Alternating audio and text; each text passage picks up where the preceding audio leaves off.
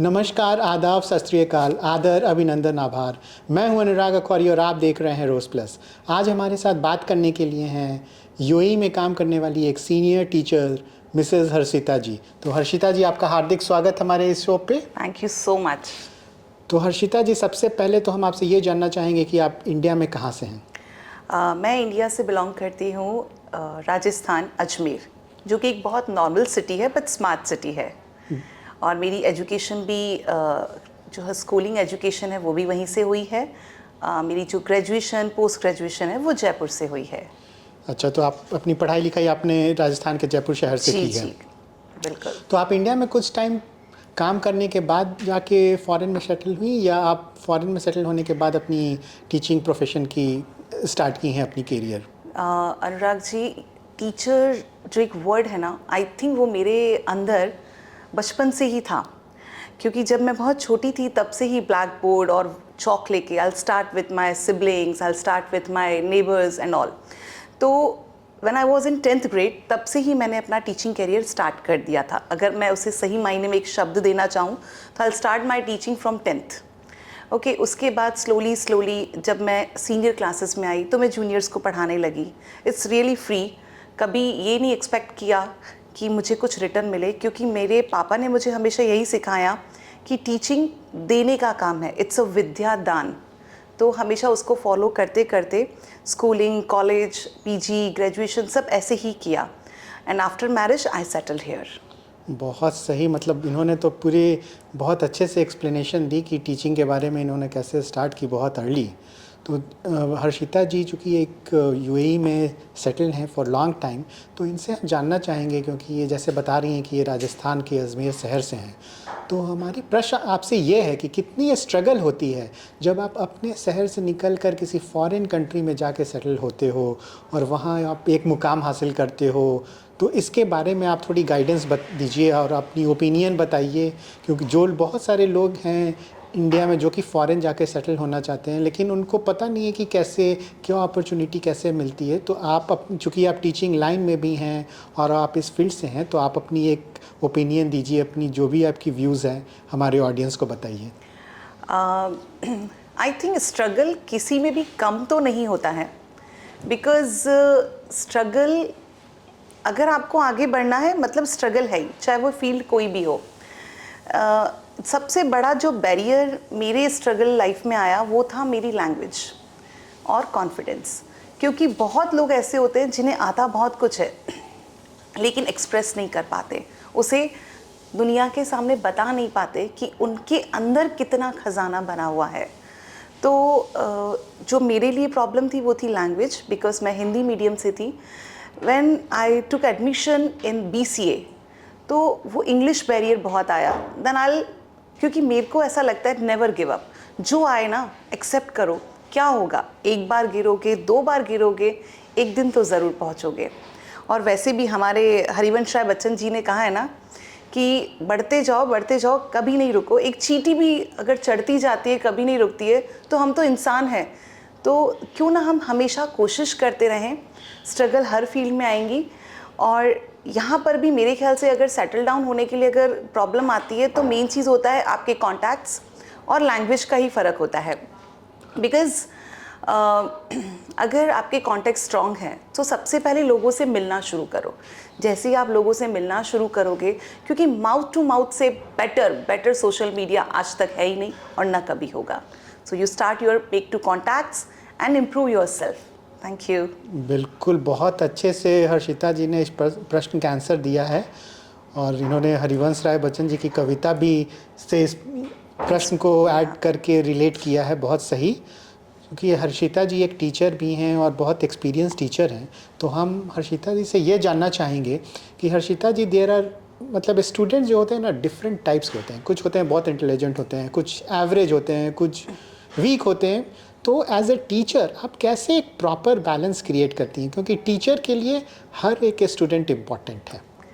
जी बिल्कुल अनुराग जी, क्योंकि हम टीचर हैं, हमारे हाथ में 5 उंगलियां हैं और पांचों ही डिफरेंट है, लेकिन हमें काम पांचों से लेना है। तो वही चीज़ हमारे साथ स्टूडेंट्स के लिए होती है। वीक भी होते हैं, नॉर्मल भी होते हैं, और बहुत इंटेलिजेंट भी होते हैं। We have to balance. हम लोग सबसे पहले उनको कैटेगराइज करते हैं। कैटेगराइजेशन करने के बाद हमारा टारगेट ये होता है कि हर बच्चा 50% तो लेके पास हो जाए।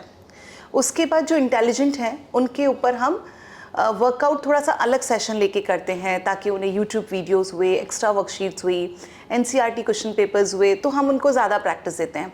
और वीक के लिए हमें सबसे पहले इम्पॉर्टेंट होता है उनके साथ कंफर्टेबल होना, उनके लेवल पर जाना, क्योंकि कोई भी बच्चा तब तक नहीं पढ़ सकता अकॉर्डिंग टू मी कि जब तक आप उसके लेवल तक नहीं जाते हो, क्योंकि हर बच्चे की बुद्धि की क्षमता ग्रहण करने की अलग अलग होती है। तो कभी भी आप कंपैरिजन तो कर ही नहीं सकते। So main thing, you have to go the balance and हमेशा बच्चे के कंफर्टेबल जोन में जाओ, ताकि बच्चे को कहाँ पढ़ने में दिक्कत आ रही है ना, वो आपके साथ शेयर कर सके। मोस्ट ऑफ द बच्चे क्या करते हैं, हाँ हाँ मैम आ गया, मतलब बहुत कॉमन होता है गर्दन को हिलाना, लेकिन वो गर्दन सही हिल रही है या नहीं, ये टीचर का फ़र्ज़ है पहचानना। तो हम लोग इस तरीके से कैटेगराइज करके चीज़ों को समझाते हैं और कोशिश करते हैं कि बच्चे की जोन में जाएं, कंफर्टेबल जोन में जाएं, ताकि वो हमें बता सके कि हमें क्या चीज़ उसे और अच्छे से पढ़ानी है। बिल्कुल सही, हर्षिता जी ने बहुत सही से अपनी एक्सप्लेनेशन दी है इस क्वेश्चन के बारे में। चूँकि हर्षिता जी यूएई में सेटल्ड हैं, तो हम हमारी जो नेक्स्ट क्वेश्चन है आपसे ये है, चूँकि आप एक टीचर भी हैं और आप एक फॉरेन कंट्री में सेटल्ड हैं, तो आप हमें ये बताइए कि आज के दौर में पर्सनालिटी डेवलपमेंट ये कितनी इम्पॉर्टेंट है पढ़ाई के साथ साथ, और पेरेंट्स को पर्सनालिटी डेवलपमेंट के लिए अपने बच्चों के लिए क्या करनी चाहिए। क्योंकि पर्सनालिटी डेवलपमेंट जो चीज़ है, जो वर्ड है, अभी भी इंडिया में बहुत लोग इससे अवेयर नहीं हैं और इस पे उतनी ध्यान नहीं देते हैं। क्योंकि आपसे मैं ये प्रश्न इसलिए कर रहा हूँ क्योंकि आप फॉरेन में सेटल हैं और वहाँ पे बहुत बारी होता है ना कि पर्सनालिटी जो है बहुत मैटर करती है, क्योंकि अलग अलग नेशनलिटीज़ होते हैं, कोई यूरोप से है, कोई जर्मनी से है, कोई इंग्लैंड से है, तो अलग अलग नेशनलिटीज़ के बीच में ये पर्सनालिटी डेवलपमेंट की जो रोल होती है, जब एक स्टूडेंट अपनी एजुकेशन कंप्लीट करने के बाद जॉब में जाते हैं, तो जॉब में या किसी भी फील्ड में जाते हैं, तो कितनी इम्पॉर्टेंट होती है, इसके बारे में आप थोड़ा हमें विस्तार पूर्वक बताइए। जी बिल्कुल। हम जिस कंट्री में रह रहे हैं वहाँ पर एक वर्ड आता है ग्लोबलाइजेशन। तो डेफिनेटली जैसा कि आपने कहा कि यहाँ पे मल्टी कल्चर है, मल्टी कंट्रीज़ हैं, और हर बच्चे को अगर वहाँ पर स्टेबल होना है, अपनी जगह बनानी है, तो पर्सनालिटी डेवलपमेंट बहुत इम्पॉर्टेंट है। एक चीज़ और मैं क्लियर करना चाहूँगी यहाँ पर कि हम जो बुकिश एजुकेशन लेते हैं कि सिर्फ 10th कर लिया, बोर्ड क्लियर कर लिया, ग्रेजुएशन हो गई, वो सिर्फ आपको एक किताबी कीड़े की तरह बना देती है। आपको इन्वायरमेंट में क्या हो रहा है, आपके सराउंडिंग्स में क्या है, आप किसी के साथ कैसे रिस्पॉन्स करेंगे, कैसे एक्शन के बाद रिएक्शन देंगे, ये नहीं सिखाता। इसीलिए बहुत ज़रूरी है कि मीडिया को यूज़ करो, लेकिन उसे सही डायरेक्शन में यूज़ करो। जितना हो सके क्वेश्चनर्स ज्वाइन करो, डिबेट कॉम्पिटिशन्स ज्वाइन करो, आपके जो ऐसे राइटिंग स्किल्स होती हैं, पोम राइटिंग स्किल्स होती हैं, क्योंकि हर बच्चे में अलग अलग क्वालिटीज़ होती हैं। You have to focus on that side by side education. ये दोनों बहुत चीज़ें इंपॉर्टेंट हैं, क्योंकि अगर हम ये सोचें कि एक ग्रेजुएशन किया हुआ बच्चा और सीधा जॉब के लिए जाता है, ठीक है उसके 90% हैं, और एक 60% बच्चा है और वो भी जॉब के लिए जाता है पर उसका कॉन्फिडेंस लेवल अच्छा है, वो कैसे उनके साथ कम्युनिकेट कर रहा है, कैसे उनके साथ इंटरेक्ट कर रहा है, ये बहुत इंपॉर्टेंट है। और शायद आप या मैं भी होंगे तो उसी बच्चे को जॉब देंगे जो कि हमारे क्वेश्चंस को इजीली सोल्यूशन दे पा रहा है, इजीली सॉल्व कर पा रहा है, चाहे वो भले लो परसेंटेज स्कोरर क्यों ना हो। बिल्कुल, जैसे हर्षिता जी जिस तरह अभी पॉइंट कर रही हैं ये मार्क सिस्टम की ओर, मैं इनसे एक सप्लीमेंट्री क्वेश्चन ये भी पूछना चाह रहा हूँ कि बहुत बारी ऐसा होता है ना कि बच्चे 95% शुरू से ला रहे हैं, लेकिन जब बात आती है पर्सनालिटी डेवलपमेंट की, तो वो 10 लोगों के सामने बोल नहीं पाते हैं या अपने को प्रेजेंट नहीं कर पाते हैं। और वहीं पे अगर 70% जो ला रहा है वो पर्सनालिटी डेवलपमेंट की बात आए, तो हो सकता है वो 90% वाले से आगे निकल जाए। अगर वो इंटरव्यू में जाए तो सारे इंटरव्यूअर को बहुत अच्छे से इम्प्रेस कर दे। तो इसके बारे में आप थोड़ी हमें बताइए, क्योंकि आप फॉरेन में सेटल हैं और अभी भी पर्सनालिटी डेवलपमेंट जो चीज़ है ना बहुत लैकिंग है इंडिया में। लोग जो ये आप कह सकती हैं जो कंपैरिजन होती है that is on the basis of percentage कि अरे इनके बेटे ने 95% लाई, इनके बेटे ने 75% लाई। तो आप चूँकि अभी आप हमसे बात कर रही हैं, तो आप इस इंटरव्यू के माध्यम से उन पेरेंट्स को ये अपनी ओर से एक मैसेज कन्वे कीजिए, जो ये कंपैरिजन जो में रहते हैं कि मेरे बेटे को अगले साल 90% लाना है, इनके मामा जी के बेटे ने 98% लिए, वो बच्चे के ऊपर एक प्रेशर बना रहता है। आप पेरेंट्स के लिए ये मैसेज जो है आपने ऑलरेडी आंसर दे दिया है, लेकिन एक पेरेंट्स के लिए आप एक मैसेज कन्वे कीजिए। बिल्कुल, आई थिंक कि पेरेंट्स और टीचर ये 3 बेस होते हैं किसी भी बच्चे के डेवलपमेंट के लिए। और सबसे पहली चीज़ है, जैसे कि हम कहते हैं कि हमारा फर्स्ट स्कूल हमारी फैमिली है और हमारा फर्स्ट टीचर हमारी मदर होती हैं। तो I just want to request to all parents, please अपने बच्चे के दिमाग पे वो हैमर मत लगाओ कि टिक टिक टिक टिक तुम्हें इतना लाना है, टिक टिक इतना लाना है। उन्हें एक टारगेट दो, छोटे छोटे टारगेट्स दो कि आज तुम्हें ये करना है, आज तुम्हें ये करना है। और ये चीज़ है ना, प्रैक्टिस से आएगी।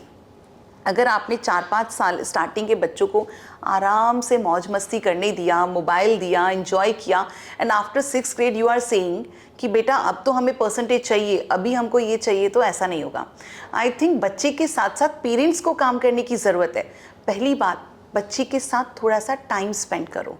अगर आप जॉब करते हो, नहीं भी करते हो, एटलीस्ट 5 to 10 मिनट्स हम 24 आवर्स में अपने बच्चे के साथ बैठें, उनसे पूछें कि उनका इंटरेस्ट क्या है, वो क्या करना चाहते हैं अपनी लाइफ में।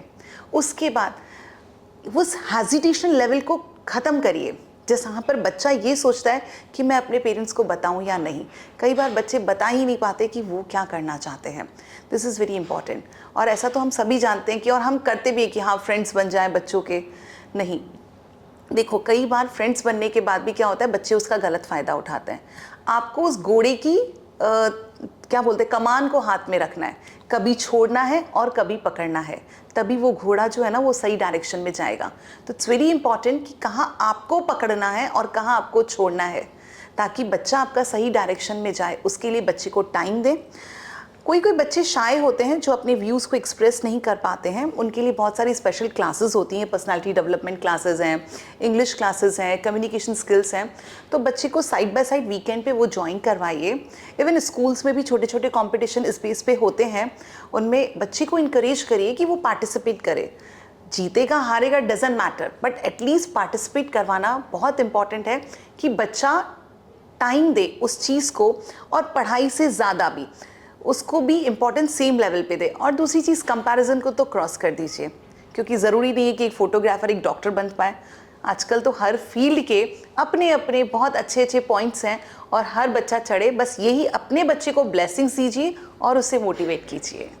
बहुत अच्छे, बहुत मतलब पॉजिटिव मैसेज हर्षिता जी दे रही हैं सारे पेरेंट्स के लिए। और बहुत इम्पॉर्टेंट है जो हर्षिता जी कह रही हैं अभी, जो लास्ट लाइन इन्होंने कही कि एक फ़ोटोग्राफ़र एक डॉक्टर नहीं बन सकता, ये बहुत इम्पॉर्टेंट है। ये लाइन जो है बिटवीन दी लाइन्स में सारी चीज़ें हैं। तो अपने बच्चे की टैलेंट को पहचानिए और जो भी वो करना चाहें उनको मोटिवेट कीजिए और उनको करने दीजिए। ये क्योंकि बहुत बारी ना इंडिया में प्रेशर होती है कि भाई इंजीनियरिंग ही करना है, मेडिकल करना है। इसी वजह से आप देखो हर कॉलेजेस में लाइन लगी हुई है परसेंटेज पर, एडमिशन्स ही नहीं मिलते हैं। क्योंकि यही चीज़ हम पेरेंट्स को समझनी है, और उसी के अकॉर्डिंग आप अपने बच्चे को टीचिंग में भेजिए कि वो बच्चा क्या करना चाहता है। इस कंपैरिजन को और कोई नहीं, सिर्फ पेरेंट्स ख़त्म कर सकते हैं। जो ये कॉलेजों के बाहर लंबी लाइनें हैं ना, उसे सिर्फ और सिर्फ पेरेंट्स ही ख़त्म कर सकते हैं। उनके टैलेंट को पहचानिए।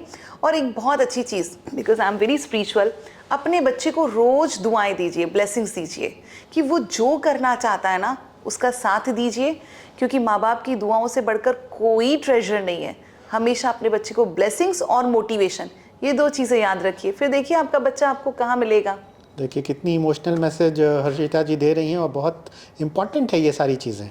तो हर्षिता जी ने बहुत मतलब अच्छे से सारी चीज़ें एक्सप्लेन कर रही हैं, और रियली हर्षिता जी से बात करके हमें भी बहुत अच्छी लग रही है, जितने अच्छे तरीके से ये पेरेंट्स को कन्वे कर रही हैं अपनी जो पॉजिटिव मैसेज है, दैट इज़ वेरी इम्पॉर्टेंट। चूँकि अब हर्षिता जी एक टीचर भी हैं, तो हम आपसे ये जानना चाहेंगे, और आप टीचिंग में आप बता रही हैं कि आप काफ़ी टाइम से हैं, 10th 12th के टाइम से हैं टीचिंग में।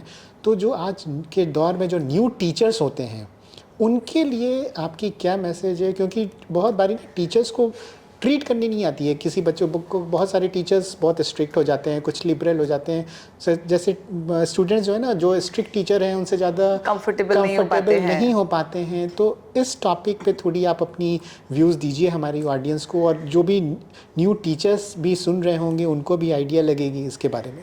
जी बिल्कुल, क्योंकि टीचिंग आई थिंक कोई एक, अगर मैं उसे प्रोफेशन ना मानूँ तो मेरे को ज़्यादा सही लगेगा। ये एक दिल से रिश्ता है बच्चे के साथ। जब आप अपने बच्चे को पढ़ाते हो, अपने बच्चे को खिलाते हो, तो कैसा एक प्यार आता है, एक इमोशन टच आता है। तो मैं टीचर्स को यही बोलना चाहूँगी कि मॉनेटरी टर्म ठीक है कि हम फीस लेते हैं, बच्चे को पढ़ाते हैं, पर बच्चे के साथ एक कनेक्शन बनाइए। जिस दिन आपका कनेक्शन बच्चे के साथ बन गया ना, उस दिन पेरेंट्स आपको कॉल करके बोलेंगे मैम मेरी बात नहीं सुनता है, आपकी बात सुनेगा, प्लीज़ आप इसे समझा दीजिए। So first and very important thing, you have to make connection with your child, जो भी बच्चा आपके पास होता है। और दूसरा ये चीज़ देखिए, अगर हम किसी को कोई गोल्ड कॉइन देते हैं या कोई कांच का गिलास देते हैं, कितना संभाल के जाके रखते हैं। कॉइन होता है तो हम उसे तिजोरी में रखते हैं, इधर उधर नहीं रखते हैं।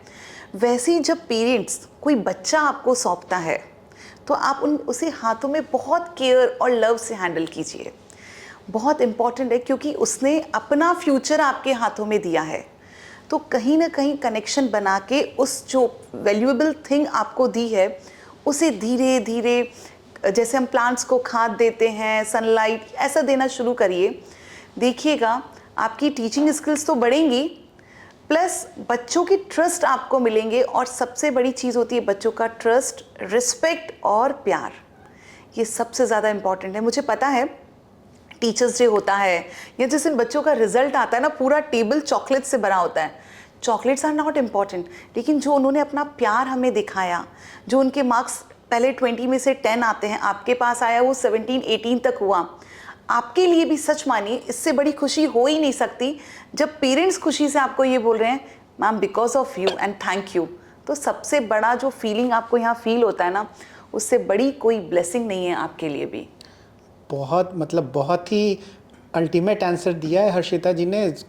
और हर्षिता जी ने सारी चीज़ें इतने अच्छे से एक्सप्लेन की है, और इन्होंने अभी एक लाइन यूज़ की थी, और हम अंतिम सवाल इसी लाइन के साथ इनसे करना चाहेंगे। ये दिल का रिश्ता अभी बता रही थी कि ये स्टूडेंट्स के साथ दिल का रिश्ता होता है। तो हमारी अंतिम सवाल इनसे यही है कि टीचर्स की लाइफ कैसी होती है, मतलब बुक्स और स्टूडेंट के अलावा आप लोग अपने लिए टाइम निकाल पाते हैं, मतलब कैसी आपकी लाइफ होती है, इसके बारे में आप थोड़ा बताइए। आई थिंक हर टीचर की लाइफ अपने अकॉर्डिंग अलग ही होती है, क्योंकि उनका फैमिली जो बैकग्राउंड है या सराउंडिंग्स है कैसा है।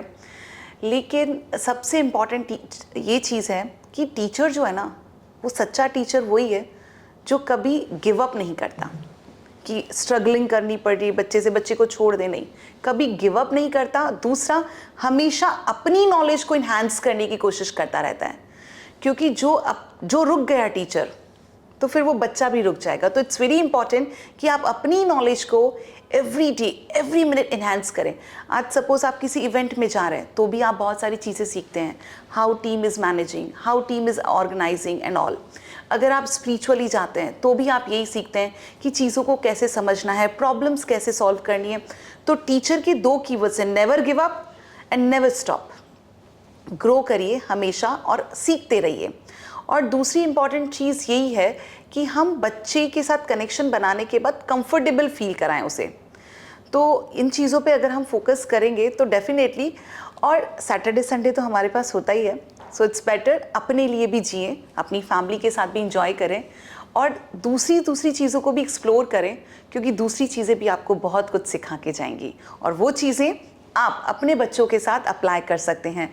एक बहुत छोटा सा एग्जाम्पल है, मैं जी पढ़ाती हूँ तो बच्चों को, most of the kids history is very boring subject, लेकिन मेरे सारे बच्चे हिस्ट्री बहुत अच्छे से सुनते हैं, क्योंकि मैं सारी मूवीज़, चाहे वो पद्मावती मूवी थी या मूवी है, तो मैं उन्हीं को ही मॉडरेट करके, ब्रिटिश की, तो मैं उन्हीं को ही मॉडरेट करके उन्हें एज ए स्टोरी बताती हूँ कि देखो यहाँ जलियांवाला बाग हुआ था, यहाँ चोरी चोरा हुआ था। तो दी इमेजिनेशन उनका बढ़ता है और वो इमेजिन करते हैं।